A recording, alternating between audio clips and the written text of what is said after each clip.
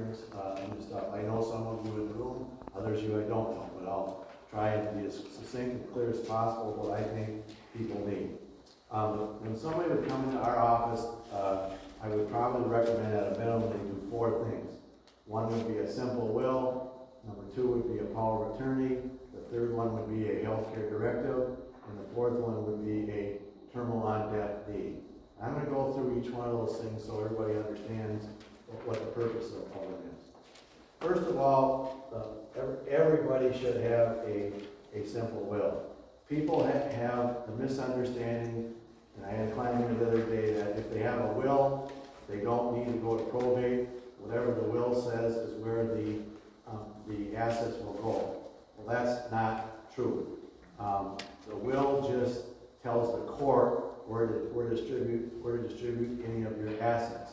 Now, most people with their bank accounts and financial assets like a stock account or investment account, they have beneficiaries on them.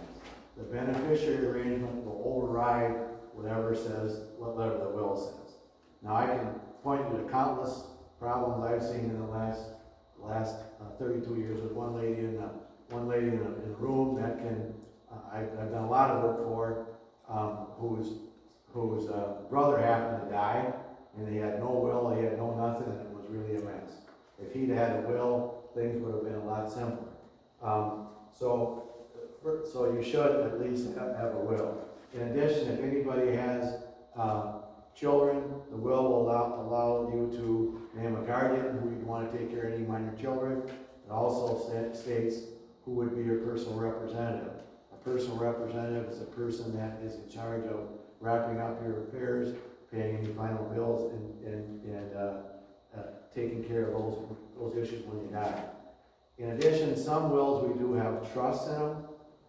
The trust is set up so if you have a minor child or if you have a child with special needs, you can put a trust in that will, and that will control that money from when you're no longer around. So if you have a minor child, if you have a child you're not quite comfortable with, that you think needs to have some control, you can put some restrictions in that will in the form of a trust, so the child or the person doesn't get that money right away.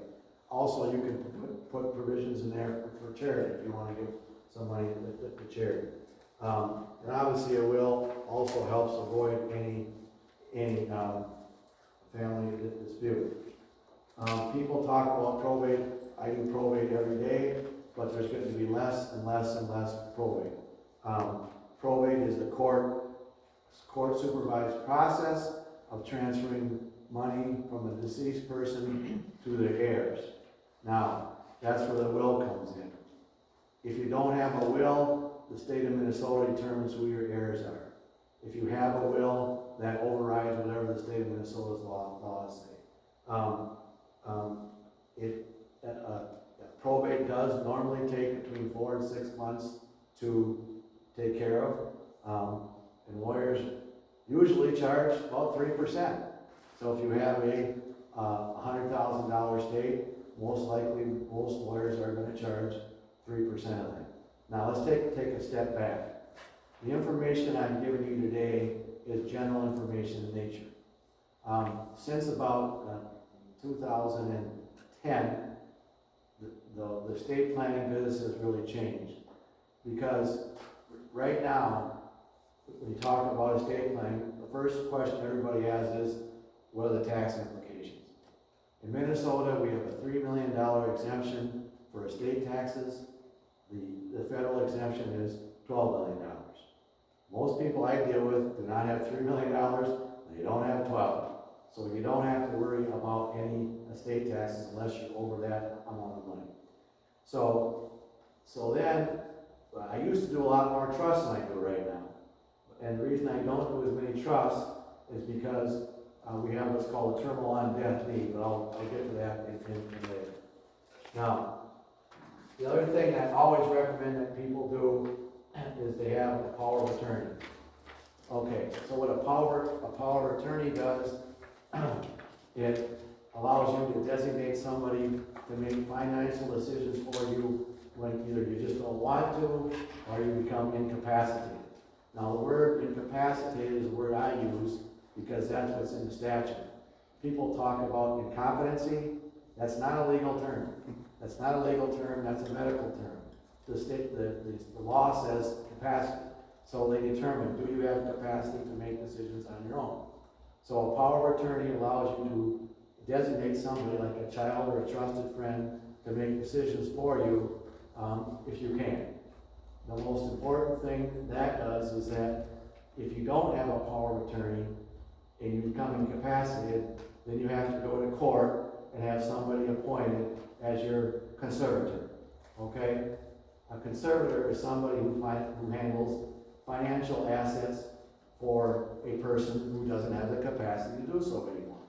We do them all the time. I think, I'm pretty confident in this, that our office does more guardianships and conservatorships than anybody in Boone County. I'm quite sure of that. Now, let me explain the difference. It's not an information, but I'll explain it to you, the difference between a guardianship and a conservatorship.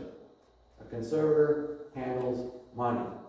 A guardian handles living arrangements, okay? So what we tell people, you should have a power of attorney to handle your finances, and then you should also have a healthcare directive on the next page, okay? A healthcare directive is when you designate someone, anybody you want, to make healthcare decisions for you in the event that you can't or you just don't want to. This does come up a lot with respect to people, and when they're in the hospital, and say Mayo or wherever you're going to be, the hospital cannot communicate with somebody unless they're an agent of yours because of what's called the HIPAA law. The HIPAA law drastically reduces the amount of medical information that professionals can share with people. So if you have a healthcare directive on file with the hospital, then they can go ahead and share that information with whoever the agent is. My experience is, most of the time, if it's a family member, they'll usually be pretty good about it, but you get that one doctor, that one nurse that says, nope, I'm not gonna talk to you. So if you have that in place, then they have to discuss these matters with the agent. Now, it isn't just when you're terminally ill. It's all the time. So you could be going to the hospital if you can't make your decisions. Even if you're not terminally ill, the healthcare directive can have you set up so if you can't make those decisions, somebody else for you. Okay? The newest thing that we've had in the last few years is called a transfer on death deed. Most people here, I assume, own their house. Most people probably own their house with their spouse if they're married. Okay? But what happens if the spouse dies and then the house is in one person's name? Well, then there's going to be a probate. There just is. Unless you do a terminal on death deed or you do a trust. In my opinion, you don't need a trust. If somebody's going to try to sell you a trust, look at it carefully. Most people do not need a trust anymore. Back when I first started practicing law in 1990, we did trusts all the time for the specific reason of transferring real estate without the necessity of probate. The law changed in, I think, 2011, I just can't remember the date, that says we don't need to do that anymore. So it's like a bank account.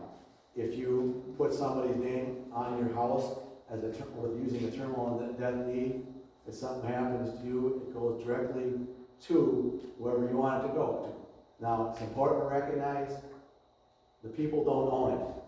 Just like your bank account that you have somebody's name on it. They don't own it, they don't control it, they don't have anything to do until you pass away. And if you don't like it, you can change it at any time. It's a really good estate planning tool. So we do two of these packages a week. They say, okay, here's what you need. You need a power of attorney, you need a simple will, you need a healthcare directive, and a terminal on death deed. That solves it for 90% of the people. Now, not everybody. There are certain situations. Again, if people don't have kids, or they have certain wishes to go in different ways, then we need to talk about that. But this is generally the way that we approach the subject, okay?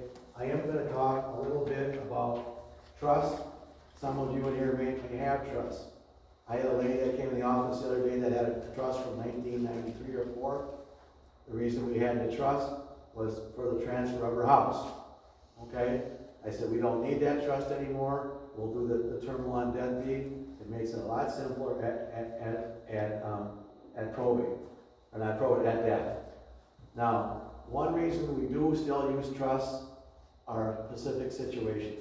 For example, if somebody has property in Arizona or a property in Florida, sometimes we do put those in trust because, again, they're easier to transfer, but not all the time. Florida, I know, has them. I don't know if Arizona does or not, because I'm not licensed in Arizona. Those states, and Wisconsin has them, they have terminal and death deeds. So most people, I'm telling you, do not need a revocable trust anymore unless there's some specific reason, like control of money or something that somebody's concerned about after death. But if somebody has 2 kids, the kids all get along, you don't need one. A supplemental needs trust, I do quite a few of those too. A supplemental needs trust is a trust that's designed to deposit money for somebody who has special needs. For example, somebody that might have some mental problems or might have some other issues or are disabled. What that allows somebody to do, we can put a sum of money aside to be used for their supplemental needs, or their needs, but then still maintain medical assistance or whatever benefits they're getting from the state. So, and then the credit shelter trust, I'm not even going to get into that right now. Okay, so those are, we're going to talk a little bit about medical assistance later on. That's kind of what we're here to talk about today in funeral planning. Medical assistance, I put some information in my folder about that. I tell people this all the time, and it's very simple. There's only 2 ways to avoid paying nursing home bills. Number 1 is to give all your assets away, or number 2, have long-term care insurance. Now, there are some strategies that Jerry is going to give you about prepaid funeral, some of those type of things that can shelter your assets, but there's just no easy way. If you've been told that you have a trust and it prevents it from going to the nursing home, that's not true 99% of the time, especially with the revocable trust. A revocable trust is going to be considered an available asset that they can get from you. Again, and let me get 2 terms down: revocable and irrevocable trust. A revocable trust is one you can change at any time. An irrevocable one is one you can't change. All right? Irrevocable trusts are used sometimes to shelter money from the nursing home, but you got to be really careful. You comply with all the rules, and we still have the 5-year look-back period. I'm sure some of you are familiar with the 5-year look-back period, but I'll explain it to you again. All right? The 5-year look-back period says if you go to a nursing home, they're going to go look at everything you've done in the 5-year period. And you're going to ask, well, how do they do that?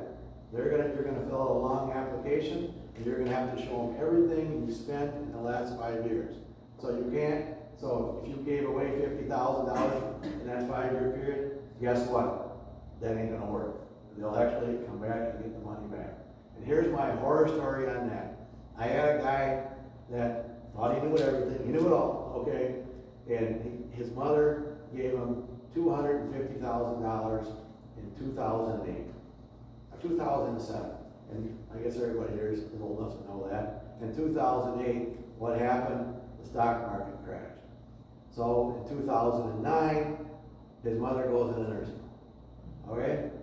So that $250,000 that he had got down to about, I think, $75,000. That's how much money he lost in the stock market. Okay? So he goes and applies his mother for medical assistance because the money was gone. And he says, okay, he realized he had to pay back the $75,000. No. He had to pay back $250,000. Okay? It's true. Nothing I can do about it. Because they're going to look at what assets that you have at the time that you made that gift. So you got to be really careful. Some people I do tell, if you have enough money, if you think you got enough money to survive 5 years, and you can give the rest of it away, that's fine, but you gotta be careful that we don't have these clawbacks. And I do, if people do it, I said, okay, if you're gonna do that, put it in a real conservative investment so you don't lose the money, so you at least have an opportunity to pay it back. It really becomes issues when, another issue that becomes difficult is if mom has, like me, I'm from 10 kids, 10 children. So mom wants to give everybody $10,000 or $50,000, whatever they're gonna give. It's hard to get that money back once you got it out of the hobby. So I just caution people about making gifts. I just have some more information on that, the other gentleman will talk further on that. So those are just some kind of basics, and I really believe that 90% of people that come in our office, they do a will, healthcare directive, power of attorney, and terminal on death deed. Most people, that's what's gonna solve it, but I don't know for sure until we have a chance to talk and say, what are your goals? What do you wanna do? I think that's all I have. I'll answer some questions if anybody has them. Go ahead, sir. Can I get that folder that you're going through? Of course.